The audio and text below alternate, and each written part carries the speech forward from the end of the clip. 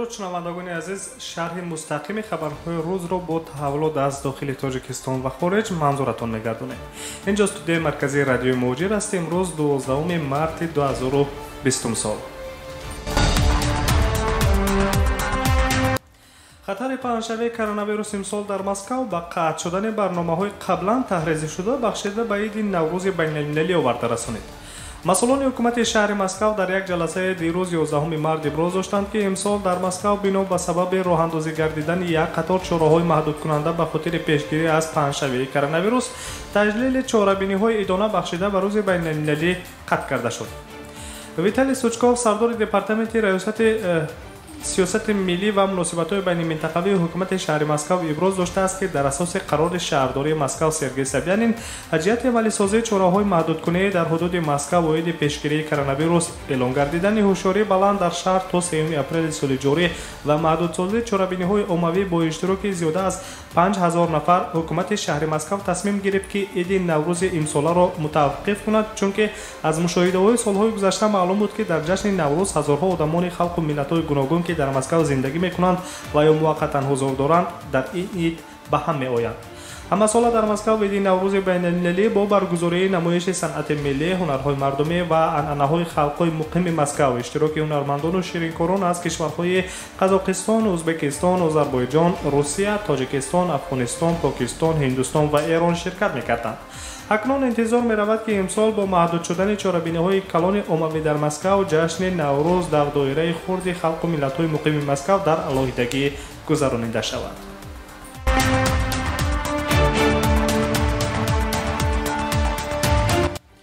ادامه خبرها می‌گذاریم به خبر دیگر. رهبر گنرالی سازمان جهانی تندرستی تدروس ادخانوم روز چهارشنبه 11 مارس درباره پاندمی در رابطه با پنجشنبه ادامه کرونا ویروس اظهار داد.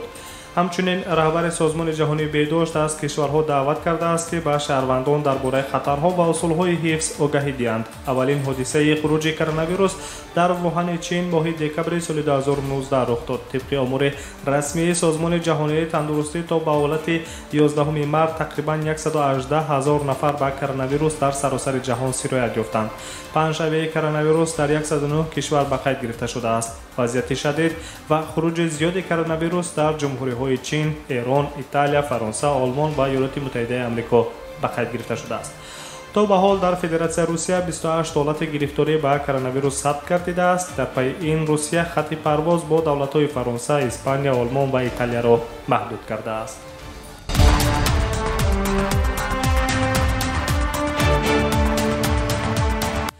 در روسیه در دوام یک روز اخیر 8 حالت نوی سرایت کرونا ویروس به قید گرفته شده است. 2 حالت در ولایت مسکو، 6 تای آن در شهر مسکو آشکار کرده شده است. در بین نفران سرایت یافته به کرونا ویروس یک کودک نیز میباشد. شماره عمومی حالت‌های تصدیق شده سرایت کرونا ویروس در سراسر حدود مرزی و ماموری روسیه 28 نفر گفته می شود. از اینها 25 نفر شهروندان روسیه که یکی از آنها شفا یافتند، 2 نفر شهروندان چین که هر دوی آنها نیز شفا یافتند و 1 نفر شهروند ایتالیا را در بر میگیرد. حکومت روسیه دادن روادید سیاحی را به شهروندان ایتالیا موقتا باز داشته است.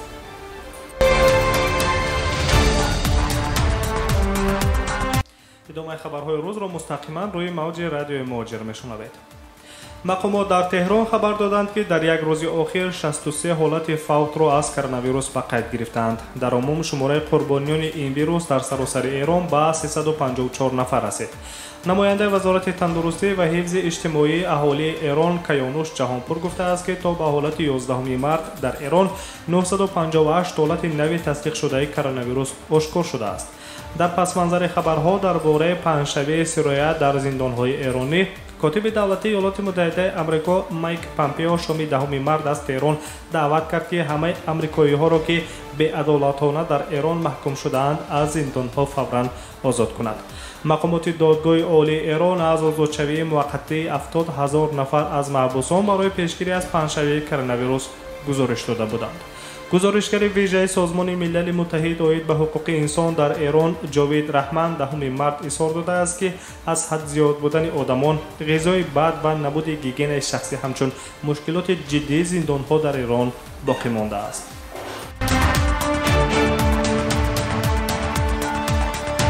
ادامه ادامه خبرها. پرودوسر سابق هالیوود هاروی وینشتین به 23 سال زندان محکوم شد. حکم را دادگاه نیویورک آمریکا صادر کرده است. قبلا در مرافعه دادگاهی دادرس هاروی وینشتین را در جنایت‌های زورآوری جنسی از جمله تجاوز به ناموس ایبدار کرده بود. بر ضد پرودوسر مشهور هاروی وینشتین چند زن هنرمند شاهدی دادند. هاروی وینشتین 67 ساله زمانی که یکی از شخصان با نفوذ در ساحه سینمای آمریکا بود در دادگاه با عربچه معیوبی حاضر شد. حمایتگران او از دادگاه درخواست کردند که وضع صحتی هنرمند امکان نمی‌دهد که او روانه زندان گردد و از این رو از دادگاه طلب کردند که او را جزای شرطی دهد.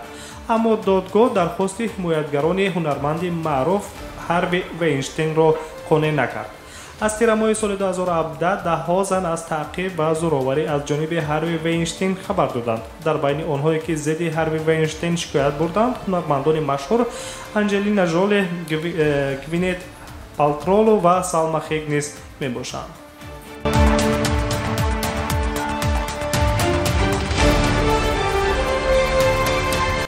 عراق و کویت پس از عربستان سعودی نرخ نفت را پایین کردند. پیشرفان استخراج نفت از روی خط کشورهای اوپک، عراق و کویت به مثل عربستان سعودی پیروی نمودند نرخ فروش نفت در ماه اپریل را ارزان و تصدیق کردند. امارات متحده عرب باشد این اقدام را از میانه‌های ماه فوریه روی دست گرفته است. این تصمیم در پس منظر جنگ نرخ‌ها میان عربستان سعودی و روسیه گرفته شده است.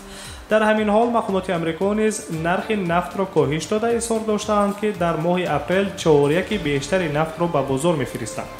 دولت عراق نرخ رسمی فروش نفت را تا $5 ارزان کرد. در روسیه روز چهارشنبه 11 مارس برقرار کردن ارزش از دست رفته روبل آغاز یافت. پس از سقوط روبل روسی روز سه‌شنبه تحلیلگران اصلاح وضع را پیشنهاد کردند. 6 مارس کشورهای تولید کننده عضو اوپک نتوانستند درباره کاهش علاوگی استخراج نفت به موافقه رسند. تا آخر ماه یک سازشنامه درباره کاهش 1.7 میلیون بارل در یک روز عمل می‌کند و از 1 اپریل کشورها عهده‌دار نیستند که این استحصال نفت را به نظر گیرند. این حالت باعث یک باره کم شدن نرخ نفت در بازار جهانی شده تأثیر خود را به بی‌قرب شوی روبل روسی در بیرژ جهانی گذاشت.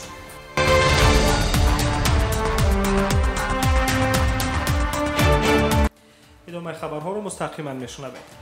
سروزیر جمهوری ازبکستان عبدالله اولیپوف از لوحه تبلیغاتی در مغازه‌ها و مرکزهای خدمت رسانی با زبان روسی نوشته شده اظهار نگرانی کرده است. سروزیر در ملاقات با دیوان وزیران ازبکستان که به نام کوچه‌ها و نقطه‌های اهالی نشین، تحریزی، علامت‌ها، تبلیغات و اعلان‌ها با زبان دولتی بخشیده شده بود، ابراز داشته است که بعضی مغازه‌ها، آشخانه‌ها و مرکزهای خدمت رسانی معیشتی که تا حال گشوده نشده‌اند در لوحه‌های خود به زودی می‌گشاییم و ما باز کردیم با حرف‌های کلام با زبان روسی نوشته‌اند.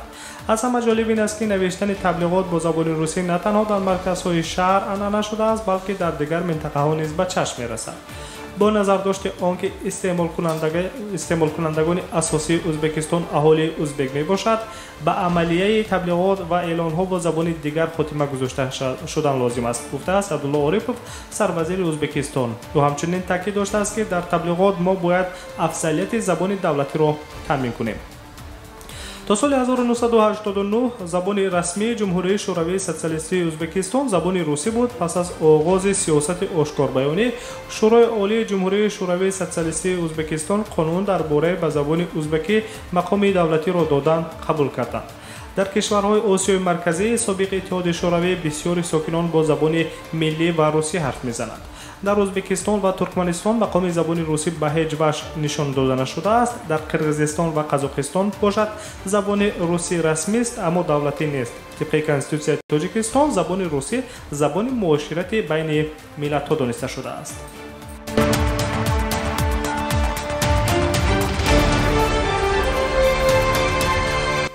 پرزیدنت ایالات متحده آمریکا دونالد ترامپ با مقصد پیشگیری پنجشنبه کرونا ویروس ورود به ایالات متحده از تمام کشورهای اروپا به جز بریتانیا را منع کرد. محدودیت‌ها در نیمه روز جمعه 13 مارس اعتبار می‌گیرد. این محدودیت‌ها نه تنها به حجم نظررسی سودا و بارکشانی بلکه به یک قطار چیزهای دیگر نیز تاثیر می‌رساند. ما همه چیزی را که به ایالات متحده آمریکا از اروپا می‌آید بررسی و سنجش خواهیم کرد، گفته است دونالد ترامپ در پیام خود به ساکنان آمریکا در کاخ سفید. بعدتر وی در توییترش نوشته است که محدودیت 3 روزه سفر اروپایی‌ها هیچگاه به تجارت و گردش اقتصادی آمریکا تاثیر نمی‌رساند. همزمان دونالد ترامپ قید کرده است که ایالات متحده وضع را در چین و کره جنوبی نظارت کرده ایستاده است. با تکمیل یافتن وضع در پنجشنبه کرونا ویروس در این کشورها، واشنگتن محدودیت‌های موجوده را از نو دیده می‌براید. غیر از آن دونالد ترامپ دستگیری مولوی به اهالی آسیب‌پذیر اینچنین امتیازهای اندازی را در رابطه با پنجشنبه کرونا ویروس در سراسر کشور اعلام داشته است. طبق گزارش شبکه تلویزیونی CNN در ایالات متحده آمریکا بیش از 1,200 حالت سیرایت کرونا ویروس به قید گرفته شده، 37 نفر تاکنون جان دادند. قریب نصف زیاد ایالات متحده در زمینه پنهان شدن سیرایت کرونا ویروس وضعیت فوق‌العاده جاری کردند و سناتورهای دموکراتی نیز نیت دارند که از دونالد ترامپ درخواست کنند که وضعیت فوق‌العاده را در تمام کشورهای آمریکا اعلام کند.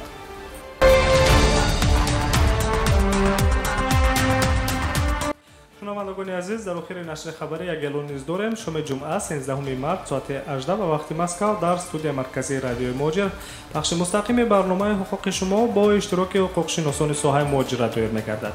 شما می‌توانید سوال‌های خود را وابسته به حالت گرفتن منزل اقامتی بود و باش در قلمرو فدراسیون روسیه به رسمیت ضروری حجت‌ها طبق طلبات قانونگذاری مهنت به کار درآمدن و از کار خارج گشتن، گرفتن مزد مهنت از کارفرما و یا کاردهنده، حمایت خود در مقامات سودی، مناسبت با پلیس هنگام واخوردن و یا مراجعت و گذشتن خط سرحدی دولتی به رادیو موجر طریق SMS پیامک در شبکه‌های اجتماعی فیسبوک، اینستاگرام، ایمو، کانتاکت و در واتساپ با شماره 8965 151 014 8967 111 5646 سوال خود را بفرستید و یا در جریان برنامه که با پخش مستقیم دایر می‌گردد زنگ زده و سوال‌های خود جواب‌های مشخص گیرید. فراموش نسازید پخش مستقیم برنامه حقوق شما شام جمعه 13 مارس ساعت 18 به وقت مسکو آغاز می‌گردد. نشر خبری این ساعت را با تحولات از تاجیکستان و خارج از آن شنیدید. برنامه‌های دیگری رادیو موجر ادامه دارند.